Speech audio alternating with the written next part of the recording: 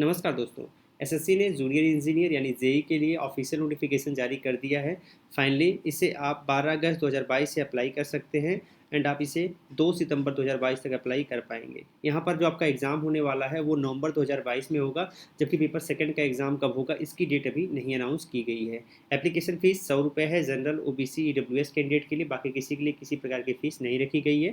Fees आप online पे कर सकते हैं, जिसमें आप debit card, credit card, net banking, UPI का यूज़ कर सकते हैं। इस क्राइटेरिया की बात करें तो मिनिमम एज की कोई लिमिट नहीं है। अगर आप एजुकेशन क्वालिफिकेशन को फुलफिल करते हो तो आप इजीली से अप्लाई कर सकते हैं, बट मैक्सिमम 32 ईयर होनी चाहिए, खास करके सीपीडब्ल्यूडी और सीडब्ल्यूसी डिपार्टमेंट के लिए। बाकी अदर डिपार्टमेंट के पोस्ट के लिए मैक्सिमम 30 वर्ष तक आप अप्लाई कर सकते हैं। डिपार्टमेंट की बात कर लें तो यहाँ पर बॉर्डर रोड ऑर्गेनाइजेशन यानी बीआरओ का डिपार्टमेंट मिल जाएगा, सेंट्रल पब्लिक वर्क डिपार्टमेंट मिल जाएगा, central water and power research station मिल जाएगा, सेंट्रल वाटर कमीशन मिल जाएगा, directorate of quality assurance naval मिल जाएगा, फरक्का वायरस प्रोजेक्ट मिल जाएगा, मिलिट्री इंजीनियर सर्विस मिल जाएगा, इसे एमईएस के नाम से जानते हैं, national technical research organisation NTRO आपको मिल जाएगा। तो अगर आप बीआरओ में जाना चाहते हैं, बॉर्डर बॉर्डर रोड ऑर्गेनाइजेशन में, तो एटलीस्ट आपके पास बीई या फिर बीटेक की डिग्री होनी चाहिए रिलेटेड ट्रेड में, या फिर आपके पास डिप्लोमा होना चाहिए रिलेटेड ट्रेड में और 2 वर्ष का एक्सपीरियंस हो, तो आप इसे अप्लाई कर सकते हैं। सेंट्रल पब्लिक वर्क डिपार्टमेंट में जाने के लिए आपको डिप्लोमा होना चाहिए इंजीनियरिंग में रिलेटेड ट्रेड में। इसके अलावा अगर आप central water and power research station में जाना चाहते हैं तो आपके पास समान रैंक में डिप्लोमा इन इंजीनियरिंग होनी चाहिए। सेंट्रल वाटर कमीशन में जाने के लिए आपके पास इंजीनियरिंग डिप्लोमा होना चाहिए रिलेटेड ट्रेड में। Directorate of quality assurance novel में जाने के लिए आपके पास डिग्री होनी चाहिए रिलेटेड ट्रेड में, या फिर डिप्लोमा हो आपके पास रिलेटेड ट्रेड में और 2 वर्ष का एक्सपीरियंस हो। फरक्का वायरस प्रोजेक्ट में इंजीनियरिंग डिप्लोमा आपके पास अगर है रिलेटेड ट्रेड में तो अप्लाई कर सकते हैं। मिलिट्री इंजीनियर सर्विस में आपके पास डिग्री होनी चाहिए या फिर डिप्लोमा होना चाहिए और साथ में 2 वर्ष का आपके पास एक्सपीरियंस होना चाहिए। जबकि national technical research organisation NTRO में अगर आपके पास इंजीनियरिंग डिप्लोमा है रिलेटेड ट्रेड में तो आप इसे अप्लाई कर सकते हैं। बात कर लेते हैं सिलेक्शन प्रोसेस की। तो यहाँ पर रिटन टेस्ट आपका होगा, उसके बेसिस पे आपका सिलेक्शन होगा। यहाँ पे जो आपका रिटन टेस्ट होने वाला है उसका एग्जाम पैटर्न अगर हम देख लें तो यहाँ पे आपको 2 लैंग्वेज मिलेंगे, हिंदी और इंग्लिश, जिसमें आप पेपर सॉल्व कर सकते हैं। आप जिस भी लैंग्वेज को लेके कंफर्टेबल है उस लैंग्वेज को चुन सकते हैं। जो आपके क्वेश्चन पूछे जाएंगे एमसीक्यूज फॉर्मेट में होंगे एंड अगर आप कोई क्वेश्चन गलत करोगे 1/4 यानी 0.25 मार्क्स की नेगेटिव मार्किंग है। ठीक है, चलिए इसके एग्जाम पैटर्न को समझ लेते हैं।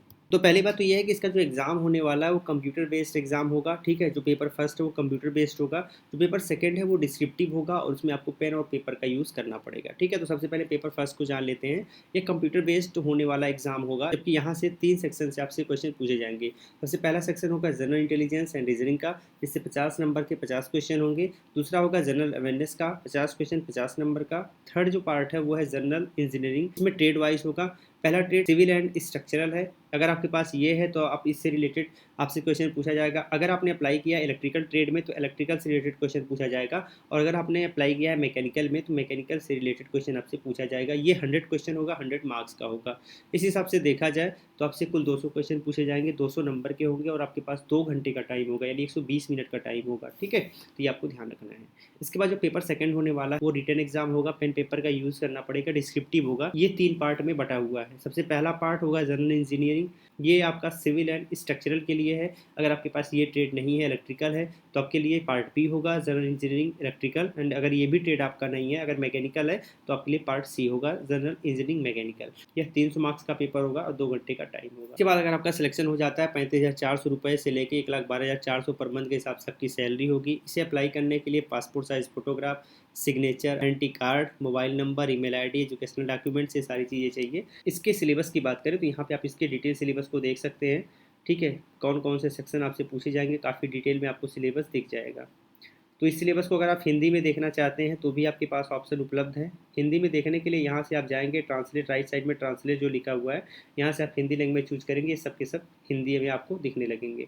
अप्लाई करने के लिए आपको गूगल पे लिखना होगा www.alagclasses.com। फाइनली हमारी ऑफिशियल वेबसाइट मिल जाएगी, जहाँ पर आपको एसएससी जेई डाल के सर्च कर सकते हैं, या फिर स्टार्टिंग में ही आपको पोस्ट मिल जाएगा, उस पोस्ट पे क्लिक करके फाइनली इस पोस्ट को देख सकते हैं। और आप नीचे आएंगे पोस्ट में स्क्रॉल करके, तो यहाँ अप्लाई नाउ है, इसके राइट साइड के क्लिकर पे क्लिक करके अप्लाई कर सकते हैं।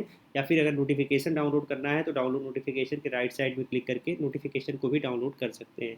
हमारे टेलीग्राम ग्रुप से आप यहाँ से क्लिक करके जुड़ सकते हैं। अगर आपको सेशन अच्छा लगा हो तो आप इसे यहाँ से शेयर भी कर दीजिएगा। जय हिंद।